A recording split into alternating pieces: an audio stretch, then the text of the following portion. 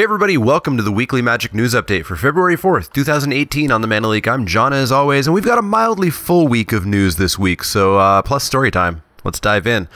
Up first, the Magic official website posted a really cool infographic on Magic's 25th anniversary. It goes from the public announcement of the game in 1993 right up to the end of 2017 with the release of Unstable, and details every set release, product release. It highlights Pro Tour and Worlds winners, rules changes, new mechanics, big announcements, etc. It's a super cool infographic and you should definitely check it out. Links will be down in the description. A piece of investigative news happened this week with people uncovering 2 new Wizards of the Coast trademarks, along with a large number of related domain registrations. This has happened before and has proven to be evidence of the names of the future sets and products, though this type of finding has also just been exploratory trademarking that never got used, as was the case with Warlords of Kanar, which was an early name for Khans of Tarkir. The 2 trademarks were Plane Siege and Mana Strike. The trademarks are in reference to computer games and electronic games, online multiplayer, stuff like that, with no trademark having been filed for card games, as we have seen with previous set trademarks.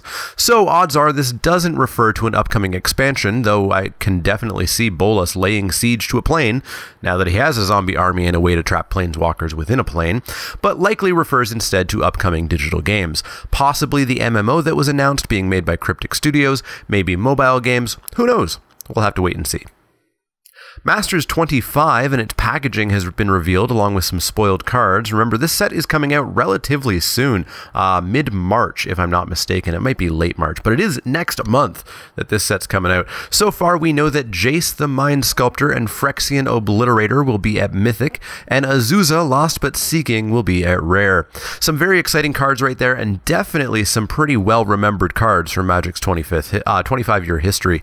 I'm excited to see what else in this set, even if I'm only going to draft it a couple of times. Finally, for news this week, we need to talk about disqualifications.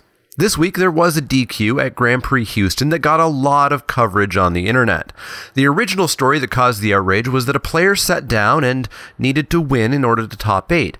They told their opponent they'd pay them to concede, and then said, "Oh, I can't say that, I'm just joking." You know, it's just a joke, bro. The airtight defense of the past year or two when you want to say something, but totally not mean it. The opponent shrugged it off as just a joke, and the match continued on with the opponent winning and moving into the top 8, and the joker moving on to the side events. A while after, a judge came up to the winner and explained that they were being DQ'd along with their opponent and would receive no prizing. The opponent obviously was DQ'd for bribery or collusion, and the winner of the match was DQ'd for not alerting a judge to the offer. This set off a firestorm of hate towards judges. How dare they do this? How dare they wait until after the match to do this? Of course, as more information come out, it wasn't, just like it never is, the work of some evil, shadowy judge cabal. What happened was the briber moved on to side events where he was heard complaining that his idiot opponent wouldn't take the money and let him go to the top 8. Pretty strange thing to say about just a joke, bro. It was this conversation that was overheard. It was this conversation after the match that prompted the judges to get involved and for the DQs to be handed out. That's why it wasn't done until after the match, because it wasn't known about until after the match. Now, does it suck for the opponent who laughed off the bribe? Sure. They top 8'd a Grand Prix and then lost that opportunity. They lost their money. They lost their pro points. But bribery is taken extremely seriously. Events simply cannot have this happening in any way, shape, or form, or else a massive amount of legal issues will come crashing down. That's why it's vitally important that you alert a judge the second such an offer is made. Or ideally, if you do want to discuss an intentional draw, a prize split, etc., that you call a judge over and involve them in that discussion so that you don't cross the bribery line. For reference, anyone can concede at any time, and once that's done and the match is over, prizes can then be split up. You can discuss prizes, you can discuss stuff like that. Players can also intentionally draw at any time, but you cannot, I repeat, cannot make an offer in exchange for that concession. So be careful with that. And ideally, the best way to avoid a DQ is to play Magic. Just play the game. play the game, finish the game, and you're not going to get DQ'd. It's Magic players' responsibilities to understand the Magic tournament rules if they are taking part in a Magic tournament. Ignorance of the rules is never and has never been a valid excuse. And for the people who are offering a bribe as just a joke, stop it. In a Magic game, in YouTube videos, in life in the modern age, stop this stupid, idiotic, just a joke bro BS. It doesn't absolve you of anything, especially when everybody knows that just a joke now means it's not a joke, I actually mean that. Stop it.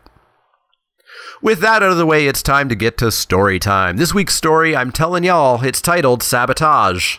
We start out a crisp, cool 1300 years ago, and Ugin's flying through a plain filled with beasts headed towards a city where a crowd awaits him, just as Azor the Lawbringer foretold.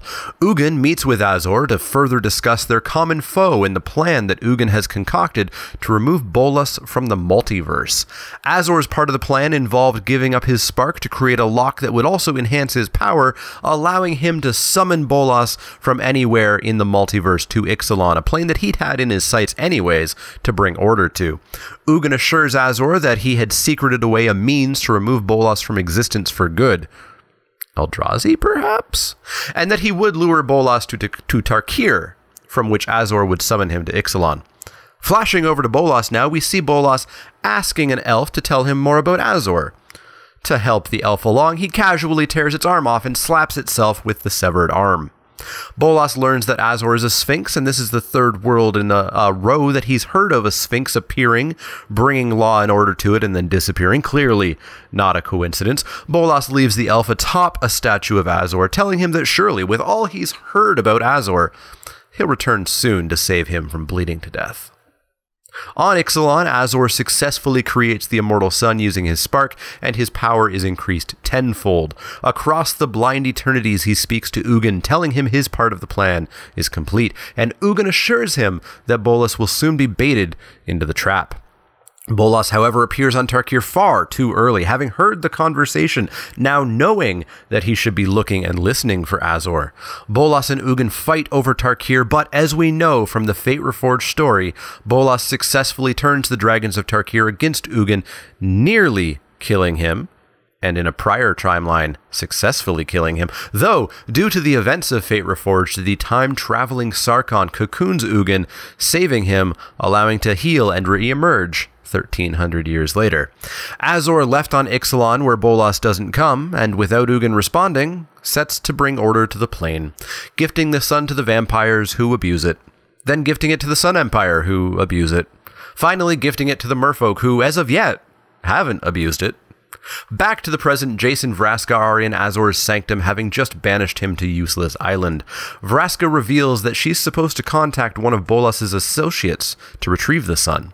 Jace instantly knows that this must be Tezzeret, using the planar bridge successfully salvaged from Kaladesh. The pair wonder what Bolas's plan is, and Jace knows. Having successfully glimpsed it during the Hour of Devastation battle, he shows Vraska and us Ravnica is Bolas's goal. Bolas's plan is to unleash the Eternal Army on the city plain. This, of course, hits both Jace and Vraska close to, well, home. Their home. The pair are at a loss. If Vraska doesn't return the sun, she'll be stuck on Ixalan while Ravnica remains vulnerable to Bolas. If she does return the immortal sun, Bolas will know about Jace and her knowledge of him and kill her. But Vraska comes up with a plan that Jace will not like. Jace needs to wipe her memory of him. Jace refuses to hurt her like that, but Vraska insists that it won't be hurting her. It'll be protecting them. Her plan is for him to temporarily take the memories, allow her to work with Bolas, and then, when the time is right, return her memories so she can betray and sabotage her employer. She'll return to Ravnica, earn the title of guild leader as promised, and work with Bolas. Jace will go to Dominaria to where his friends were meeting, but he won't stay there, as he needs to return to Ravnica and figure out a plan that will involve the guild leaders working together and recruit Vraska last, at that time returning her memories. Vraska asks how she'll know the returned memories are true, as when they meet, she'll want to kill him next. He'll call her by her title, he says. Guild leader? She asks. I'll call you captain, he replies. Jace proceeds to erase all of the compromising memories Vraska has of him, the knowledge of Bolas and his plans, and then planeswalks away to Dominaria. Vraska stands before the Immortal Sun, unsure how she found it, but happy she did. She alerts Bolas' associate, and the Immortal Sun is pulled from the plane through a portal, and with it gone, she planeswalks away.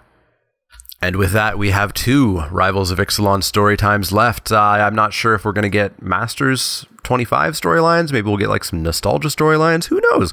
But we'll see what happens between the brief bit of time in March and April until Dominaria story begins. But that's going to wrap it up for the news and story time this week. Let me know what you think of the news this week. Are you excited for those cards that we've seen from Masters 25? Did you check out the really cool infographic? Seriously, go check it out. It's really cool. Let me know in the comments down below. As always, if you have any questions, comments, or suggestions, you can find me on Twitter at the Mana Leek. That's Leek, like the vegetable, not the card. You can also find me at facebook.com/themanaleak, twitch.tv/themanaleak, and patreon.com/themanaleak. If you like the content, click that thumbs up button, click subscribe if you want to see more, and if you do have questions, comments, or suggestions, let me know. Otherwise, see y'all next time.